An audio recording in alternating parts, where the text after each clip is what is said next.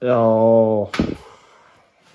Saisin aloitettu tämä V6-moottorin purkamisoperaatio ja ei tässä nyt mitään ihmeellistä vaikuttaisi olevan, vaan ajattelin silti, että ehkä on hyvä käyttää kannet auki, kun auto, mistä tämä moottori on ollut, niin on ollut viimeksi leimalla vuonna 2013. Niin on kohta 12 vuotta seissyt tuo auto, niin ajattelin, että no sama katson käyttää kannet auki, ja kun tässä ei tosiaan ollut venttiilikopatkaan paikallaan seisonnan aikana, niin tuosta ei oikein tulpa reistäkään näe, että onko moottorissa jotakin semmoista.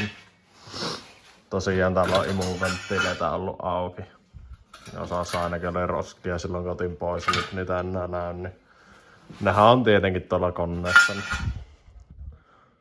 Kannet käyttää irti ja Sitten ihmetellä mäntiin kuntoa ja sylinteriseinämien kuntoa. Ja öljypohjakin olisi vielä tarkoitus käyttää auki ja katsoa, että sielläkin on kaikki ok. Sittenpä se ei joskaan enää nostaa keulille. Semmoista. Jatketaan tuossa hetken päästä. Vittu MacGyverin tunnaria saa, että radiona vaan. Kukaan tuota ei tiedä. Mä tässä nyt mietin, että otanko täältä nokkapyörät vielä irti kanssa.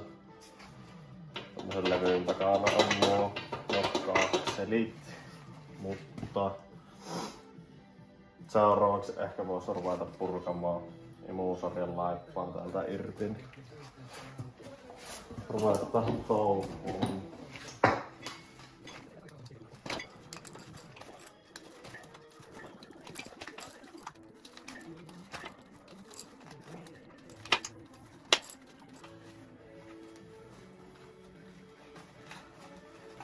Totta kyllä kierrelukit.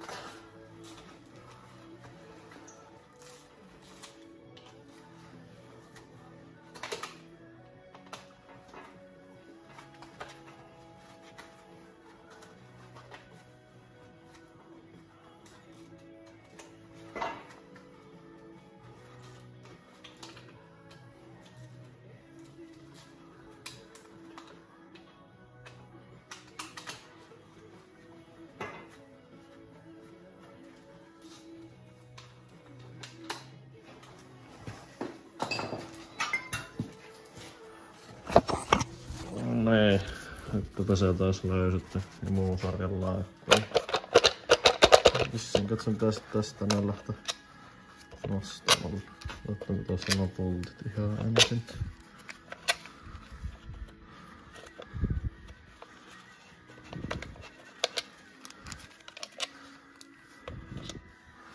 Nostellaanhan ne vaikka tuossa.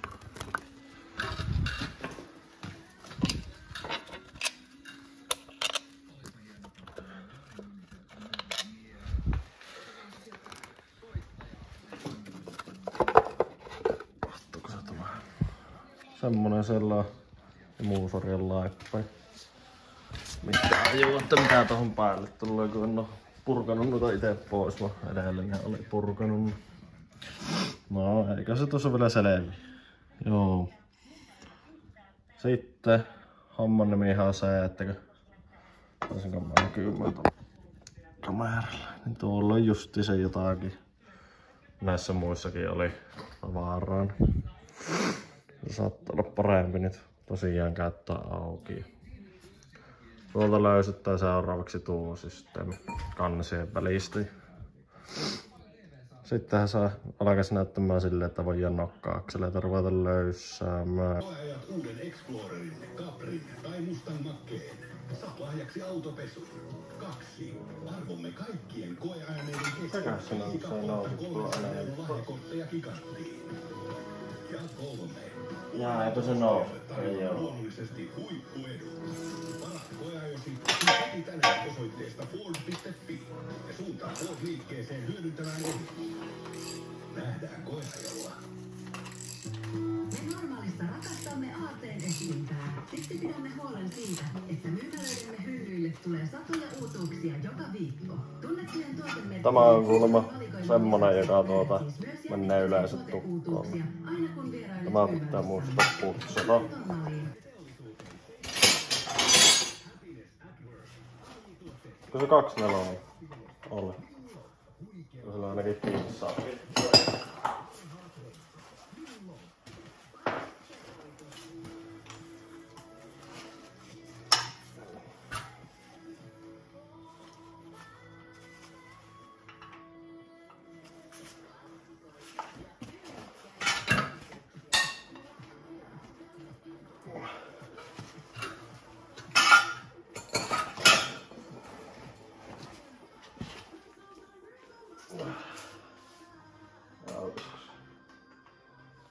Auks. Ja seuraavaa.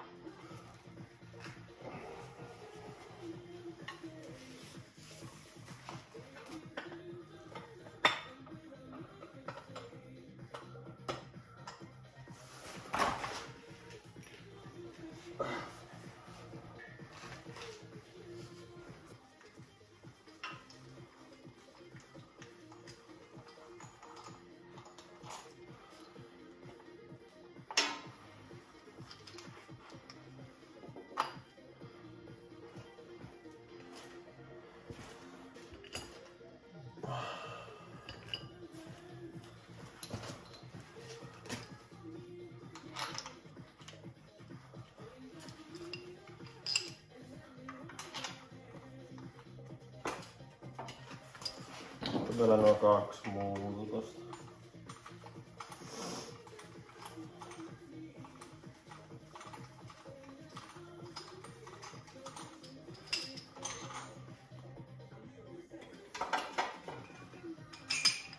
Onpa jännä pyörät kyllä. Tämmöset pidennät.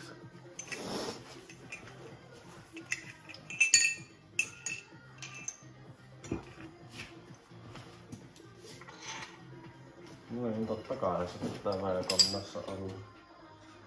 Toinen kansi taimpaa.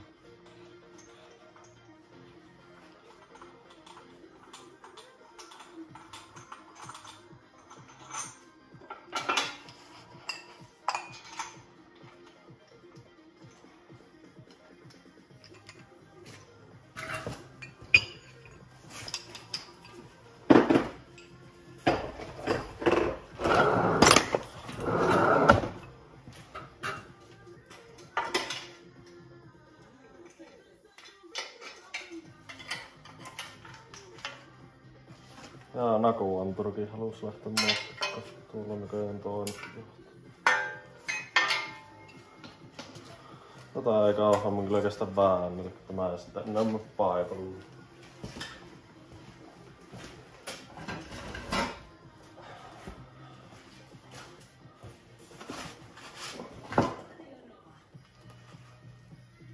Enää ei pitäisi olla mitään kansissa kiinni. Joo, minähän muuten noita nokkaiksi letattais pois, mutta on vähän pakko ottaa, kun tuolla on kannenpoltteja alla, niin pakko ottaa ne pois. Ja ei mitään. Merkataanhan nekin ensi alkuun. Ei tarvitse sitten miettiä.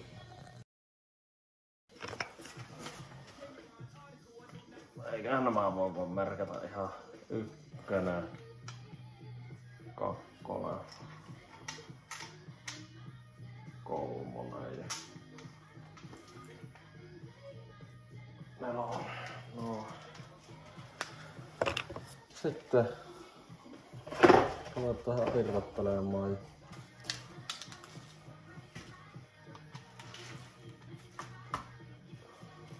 Mä nyt oikein kokoon. Onko se? Ottan tää kääpä.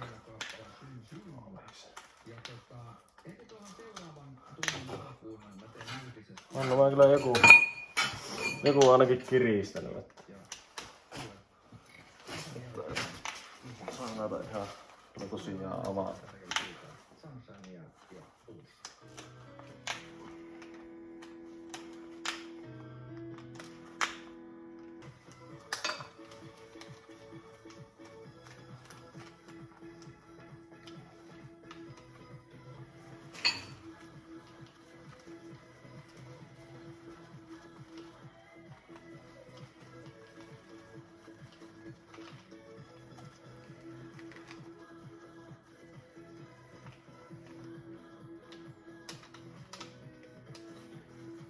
Onko nämä numeroitu?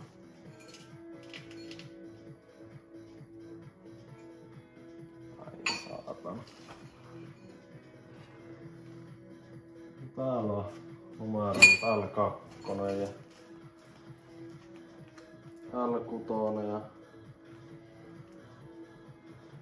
L7 ja L8. Ei nää ihan merkattu lefti ja raitti tyylillä. On tässä joku insinööri jotain joskus ajatellut.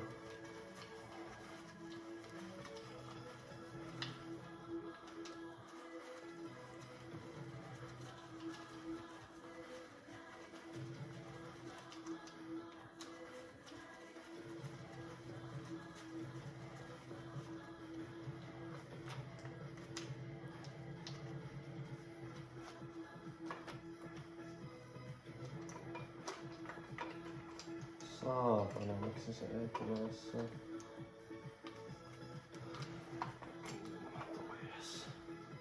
Kyllä nostaa tän nokka vaikka tuonne nyt väliaikaisesti. Näköjään takaisin nämä höpöötillä.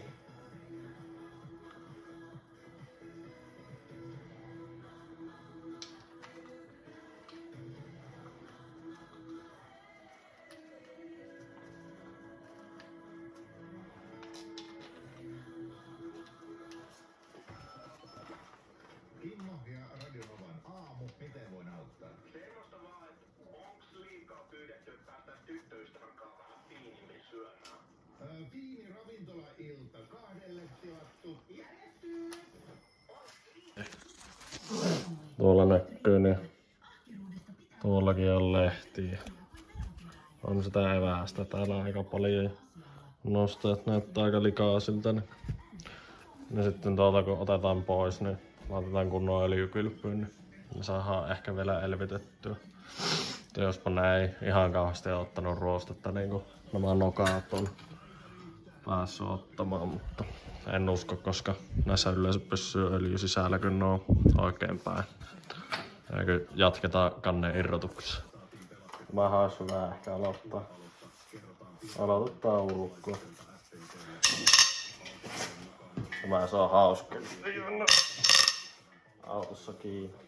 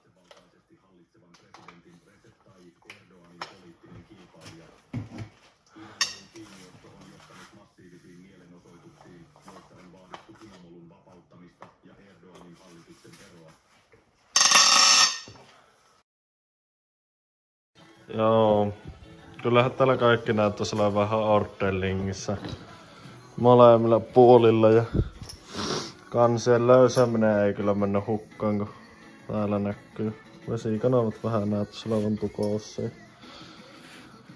Tämmöstä löytyy mäntien päältä, niin eiköhän tää ollut ihan aiheellinen. Eipä siinä. Ruvetaan kahtelemaan, että jos irrotettaisiin tästä latuuria startti. Ei niitä kyllä periaatteessa tarvitse irrottaa. Tämä edellinen remontintekijä on ollut ihan huumorimiehe. Tuolla on vanha näköanturi ja tuossa on sitten uusi paikalla. En tiedä, onko tuolla ollut joku tarkoitus, että ne on irrallaan. No toiset tuolla vai mitä vittua. No ainakin toivottavasti tässä on vain yhdet näköanturit per puoli. Mä en näe kyllä mitään syytä, että miksi tässä olisi useammat. Nämä ei ole näköjään bossilaiset nämäkin. Mutta niin. Eipähän siinä. Pitäisikö se seuraavaksi alakertaa ruveta tarkastamaan? Niin me mahdettaan tehdä.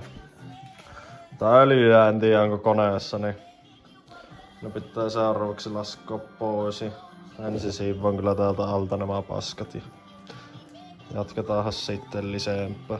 Joo, no nyt on moottori käännetty pukissa ja öljyt valutettu pois. Ja ihan fiksun näköistä öljyä sieltä tuli vaan. Seuraavaksi sitten pitäisi ruveta kahtamaan, mitä tuo alakerta on syönyt, jos on syönyt mitään. Kun ei aleta mitään, niin ei ainakaan pety. Niin. Otetaan se pois.